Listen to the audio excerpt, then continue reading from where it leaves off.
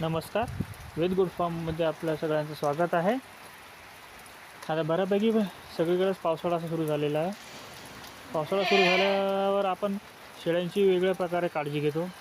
त्यामध्ये चारा नियोजन आहे, औषधोपचार आहे आणि शेळ्यांना आपण पावसाळ्यातील चारा नियोजनामध्ये ओल्या चाऱ्याचं प्रमाण किंवा सुक्या चाऱ्याचं प्रमाण हे पावसाळ्यामध्ये आपल्याला शेळ्यांना किती द्यायला हवं, त्याचबरोबर ओला चारा देत असताना त्यांना कोणत्या प्रकारचा ओला चारा द्यायला पाहिजे, ज्यामध्ये पाण्याचं प्रमाण कमी असायला पाहिजे.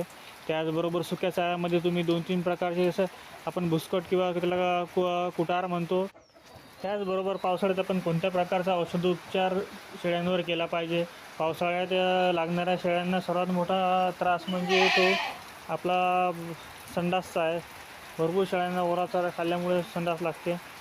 आणि दुसरा म्हणजे ETVचं. त्या ETVचं वॅक्सिनेशन कसं करायचं ते आपण पाहू. शेळ्यांना पावसाळ्यात होणारे आजार व त्यावर लागणारी औषधे यावर मी एक प्रॉपर व्हिडिओ पुढे बनवणार आहे. जर तुम्हाला हा व्हिडिओ आवडला असेल तर सगळ्यांनी व्हिडिओ लाईक करा व चॅनलला सबस्क्राईब करा.